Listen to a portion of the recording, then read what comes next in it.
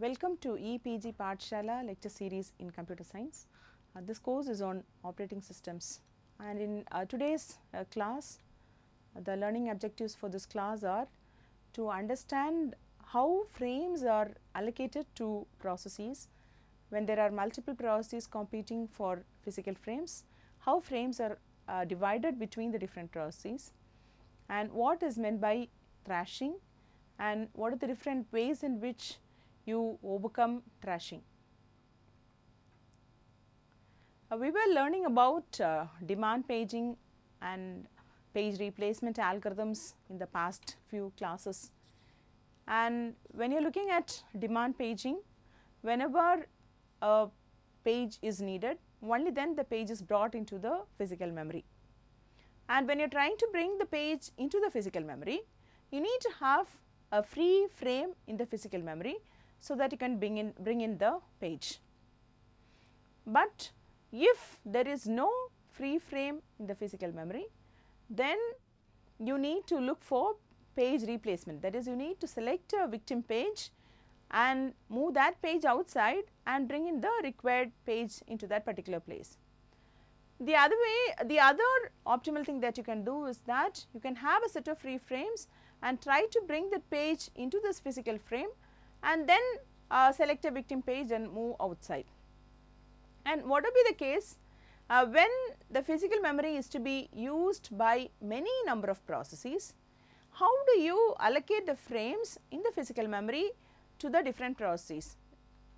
So, say for example, if you have 10 or 50 free frames and if there are 5 processes, how many free frames will each process get?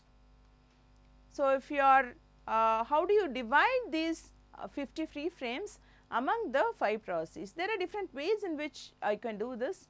This is what we learn first in this class. So, in pure demand paging, all the 50 will be in the list of free frames. You have 50 free frames and all the 50 will be initially in the list of free frames, and while executing a process there will be a page fault. Even for the first memory reference there can be a page fault, and when there is a page fault the required page is brought into the free frame, and if there is no free frame page replacement algorithm will be run to select a page which will have to frame, a page will have to move out and bring in the required page into the physical memory. And once this process terminates, the frames will be added back to the free frame list. There is another variant of this where the free frames are always available.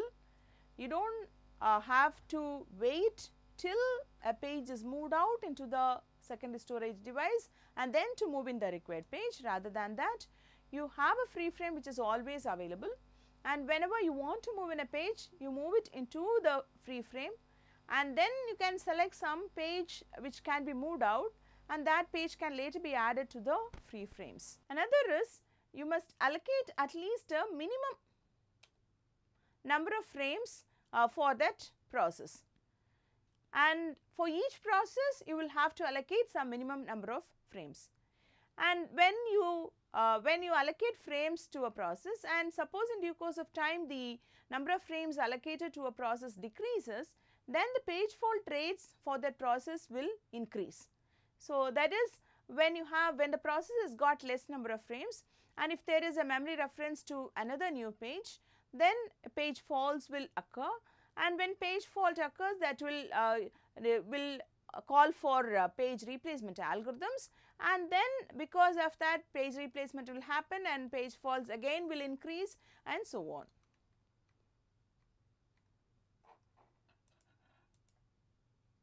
And what we need to understand is that there is a minimum number of frames that needs to be allocated for each process.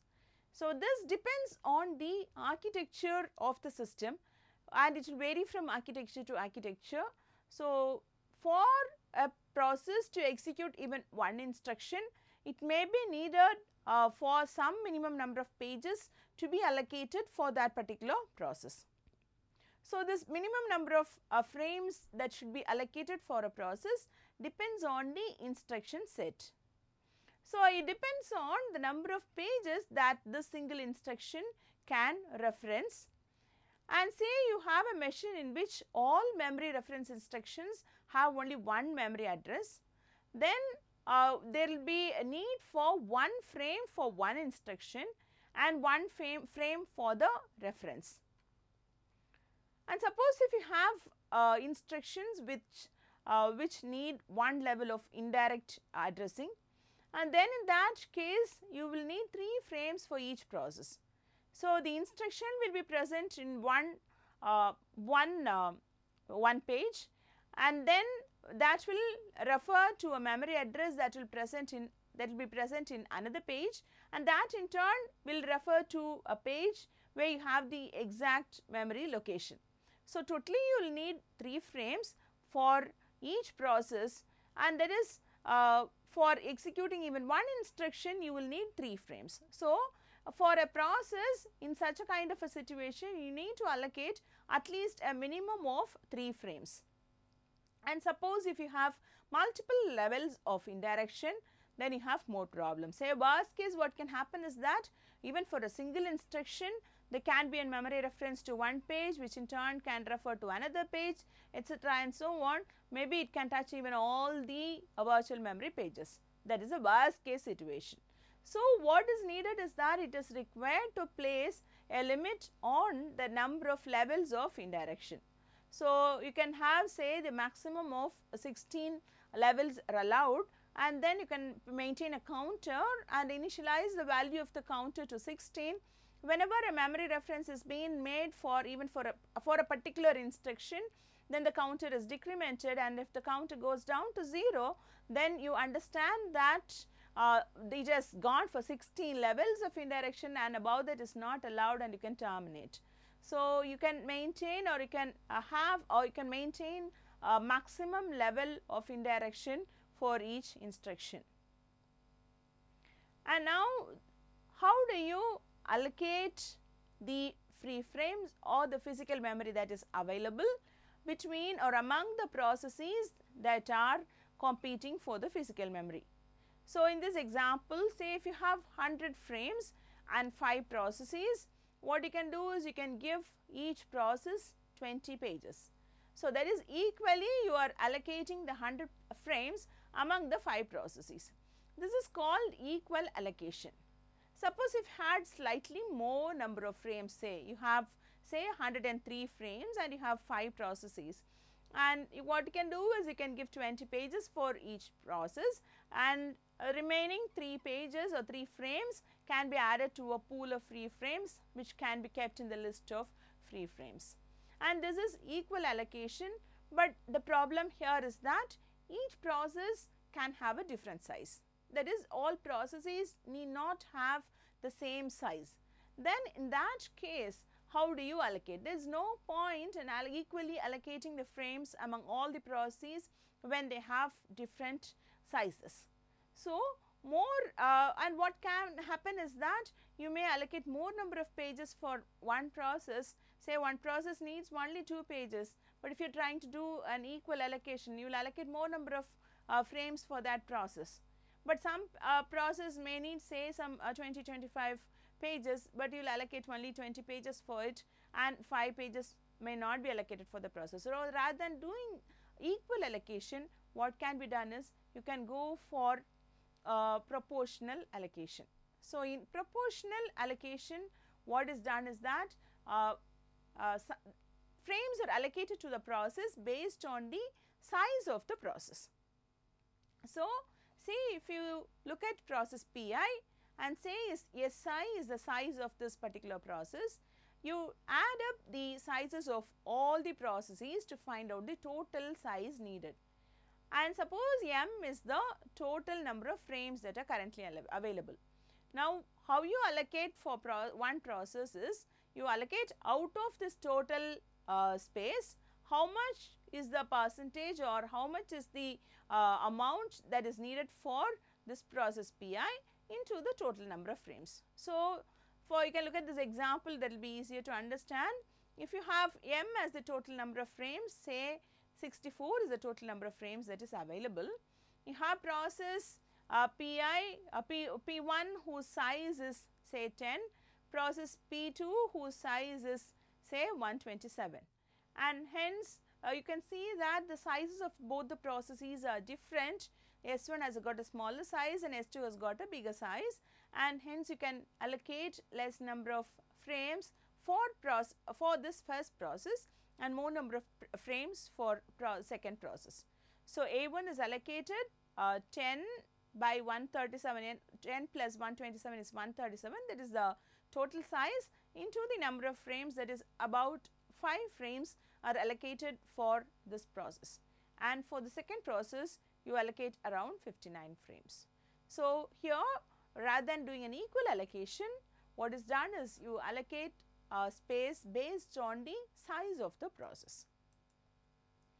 And what else you can do is that you can also include some priority. So, you can do a proportional allocation not just based on the size, but based on the priority of the process. So, if a process has got a higher priority, then it gets more number of frames compared to a low priority process, or you can even have a combination of the size and the priority. And the next issue is that, say when multiple processes are competing for frames, and you allocate some frames, some set of frames for each process, and now there is a page fault in one particular process. So, you try to bring in a page from the secondary storage device because there is a page fault for this process. Some page of this process is not in memory, you have to bring it from the secondary storage device into the main memory. And now what happens, where do you bring this particular page inside? Say there is no free frame in the physical memory, then you will choose some victim frame and then you bring that victim frame, the contents of the victim frame outside, and then bring in the required page inside. But now which victim frame will be chosen? Will that victim frame be one frame among the frames that is allocated to this particular process, or will it be a frame that is allocated to some other process? So, there are two options here. Whenever there is a page fault, you can select a frame among or one among the frames that is allocated to this particular process for replacement, or you can select for replacement a frame from a process with a lower priority than this particular process. So, it is called global and local replacement. In global replacement, you select a replacement frame from the set of all the frames, and one process can take a frame from another process in the case of global replacement. But in local replacement, what is done is that you select a frame only from its own set of allocated frames. So, in global replacement, you allow a high priority process to select frames from a low priority process. So, when there is a page fault in a high priority process, it will try to select a page from this low priority process and bring its page into the place where this low priority process's page was available earlier. So, because of this, what happens is that it will increase the number of frames allocated to a process, and because of that the process cannot control even its own page fault rate. Say for example, if it is a low priority process, some high priority process will pick its own pages. So, the low priority process cannot control its own page fault rate. So, the set of pages in memory for a particular process will now depend on the paging behavior of other processes. So, if the low priority process, even if does not have many page faults, but if a high priority process has got more page faults, it will pick pages from the low priority process, and hence the low priority process low priority process will lose pages. So, the paging behavior of one process will affect the paging behavior of another process, or it will affect the set of pages that are available for the other process. But in the case of local replacement, the number of frames that are allocated to a process does not change. So, each process will select only from its own set of allocated frames. So, because of that, the set of pages in memory for a process is affected by the paging behavior of only that particular process. So, this process may not be able to use other less used pages. So, because of this you see that the global replacement gives better throughput and it is the one that is commonly being used.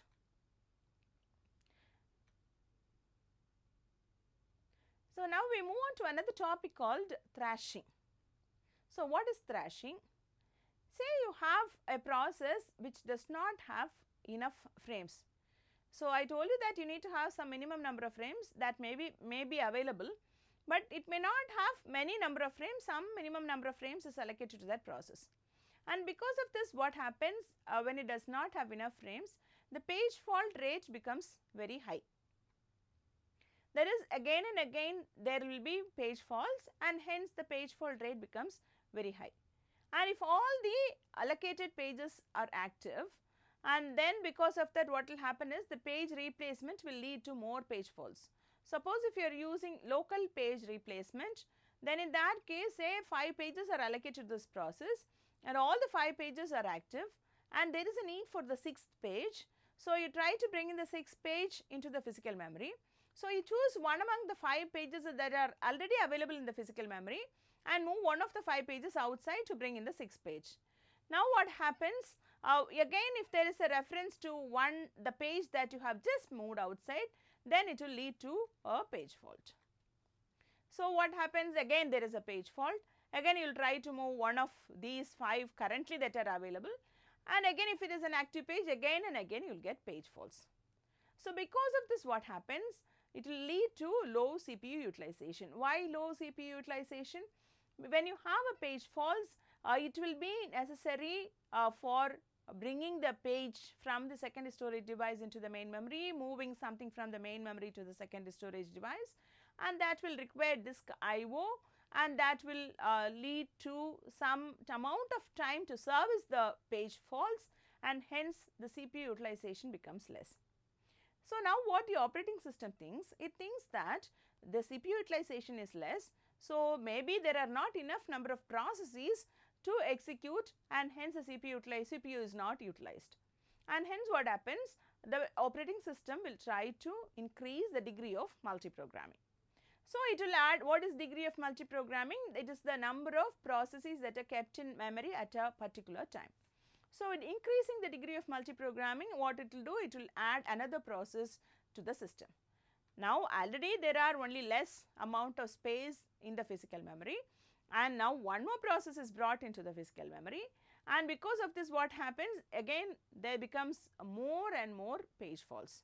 So, now the system is now busy swapping pages in and out and the process is spending more time on paging rather than executing. And again the OS will monitor the CPU utilization. Again if CPU utilization is again less, it will increase the degree of multiprogramming. So, this goes on and finally at some point in time the process spends more and more on paging rather than executing and hence what happens? It leads to something called thrashing. So, if the currently executing process is needing more frames, it will take, if global replacement is allowed, it will take from other processes. And when it takes from other processes, the other process will also fault and that in turn will take frames from some other processes and those processes will also fault and this will continue and high paging activity happens and it decreases CPU utilization further and degree of multiprogramming is further increased and this leads to thrashing. So, you see that look at this diagram, when the degree of multiprogramming is increased till some point in time the CPU utilization will be increased, but after that point in time suddenly the CPU utilization goes down when you increase the degree of multiprogramming. So, this is called thrashing or this period is called thrashing. So, how do you minimize the effects of thrashing? So, minimizing the effects of thrashing can be done by local replacement strategy. In local replacement, what is done? You try to replace only a page within the pages that are allocated to that particular process. And if you have to, and you must provide a process as many frames as it needs at a particular time. So, at a particular time, a process may need some minimum number of frames.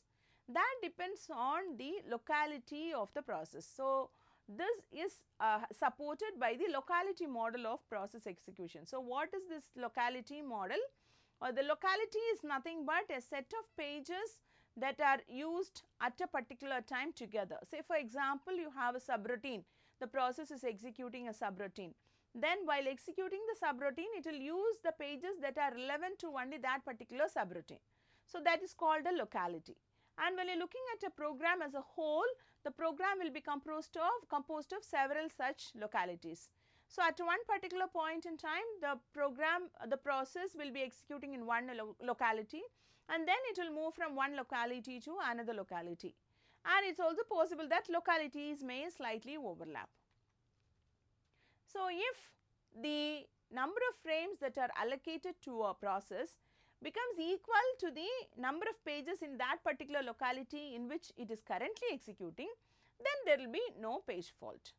Only after the process moves to another locality, then page faults will occur.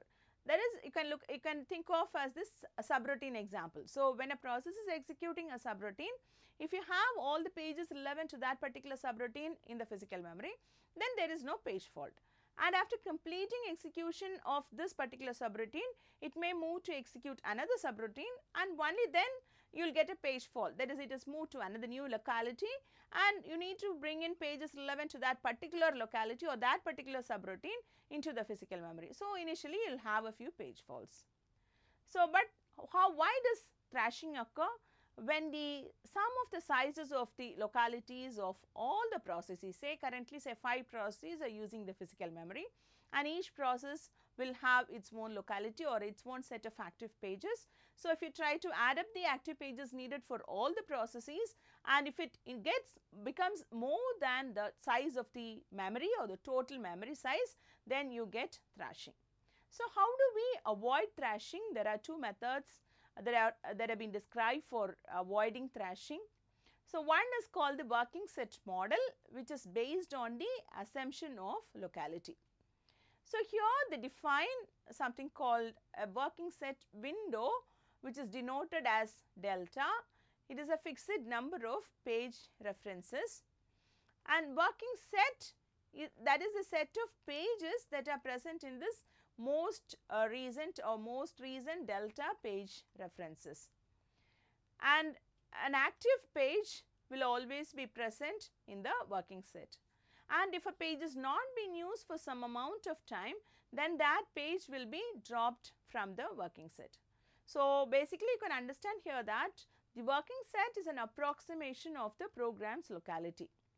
So, currently the process is executing in one particular locality, and there are some set of pages that are active, and those active pages are called the working set, and you have something called a working set window, which refers to the last, say some n number of page references where you have this working set which are active. So, look at this example. So, this is the sequence of references that have been made, sequence of page references that have been made. So, reference to page number 2, 6, 1, etc. and so on for a particular process. At time t1, here you see that the last, you can look at here the value of delta is taken as 10. So, you look at the last 10 references, and you find that the pages that were active during the last 10 references are 1, 2, 5, 6 and 7. But at this particular time, say at time t2, the last 10 references have been made only to pages 3 and 4. So, here the working set at this particular time t1 comprises of 1, 2, 5, 6 and 7, and hence the working set size here is 5. At time t2, but the working set comprises of only 3 and 4, and hence the working set size is only 2 at this particular time. So, at time t1, it is enough to it is needed to have 5 pages for that particular process in the physical memory, but at time t2, it is enough to have only 2 pages for that process in the physical memory, because only 2 pages are active here at t2, but here 5 pages are active. So, what is done? The working set size for a process is found out, that is nothing but the total number of pages referred in the most recent delta references, and if delta is too small, it will not encompass the entire locality, but if delta is too large, it will encompass several localities. So, at time t1 in the example we saw that the value was you have 5 memory references that have been made, and you have considered delta as the delta as 10. Suppose if delta was taken as only 5, then you may include only a few pages into the working set. But if delta is taken as say 20, you may unnecessarily have more number of pages in the working set, and all those pages may not be used at that particular time. And if you take delta as infinity, then it will encompass the entire program will be included. So, the proper selection of delta is important. The working set size should be selected properly. If it becomes too small, then you will get more page faults. If you get too large, unnecessarily you will allocate pages which may not be needed. So, we see that the sum of the working set sizes of all the processes, that is sigma WSSI, can be found. That is the total demand for frames from all the processes. And if this value, if the sum of the working set sizes of all the processes or the total demand of frames is greater than small m, then it will lead to thrashing. What is the small m? It is the total number of frames that are currently available. So, if the demand is more than what is available, then that will lead to thrashing. So, if the policy is that how to overcome thrashing in this working set model, if the demand goes greater than the total number of frames, then you suspend one of the processes, so that you will have more free frames and more space for the other processes. If the demand is much less than the total number of frames available, then you can initiate one more process. So, keeping track of the working set is difficult. There is a problem with practically implementing this working set model. So, for keeping track of the working set of a process, what you can do is you can have a fixed interval timer and a reference bit, and the timer can interrupt every 5000 time units. Say for example, if delta is equal to 10,000 references, and you can have 2 additional bits that is kept for each page. So, whenever the timer is interrupting, the reference bit is copied onto these bits. So, at some particular time you will have, say after 10,000 references, you will have a value in the reference bit. You will also have 2 values in these 2 bits that will refer to say 5,000 to 10,000 and 10,000 to 15,000. So, if from these bits you can understand which was referred to recently, and whenever a timer is interrupting, as I told you, you need to copy the reference bit and set the value of the reference bit back to 0. So, whenever a timer interrupts, you copy the reference bit on to these additional bits, and the value of the reference bit is set back to 0. So, again after some more references, again you can copy and you can set back to 0. So, you will have in frequent intervals of time, you will have details about whether that page was referred to or not. So, if one of the pages, one of the bits at least in the memory is equal to 1, then it means that the page was referred to. So, what do we understand if the page is referred to? It means that the page is in the working set or the page is an active page. But this may not be completely accurate, because you are only checking this in frequent intervals of time, and say you say you are referencing, or if you are interrupting maybe after say some 5,000 references. So, you will not know how many times that page was referred to within this 5,000 references, you only know whether it was referred to or not. So, the improvement that can be done is that you can have additional bits. So, as we had seen earlier in the additional reference bit algorithm, we can have additional bits to have more details about the history of the references, and it can also interrupt every 1000 time units rather than interrupting every 5000 time references. You can interrupt every 1000 time units. So, frequent interrupts are done, and hence based on that you get more details about the time or the number of times the pages were referred to. And the second mechanism is to have this page fault frequency scheme. In page fault frequency scheme, what you look at is you look at the page fault rate. Why do thrashing occur? Thrashing occurs because there is high page fault rate. So, what you need to do? You need to control the page fault rate.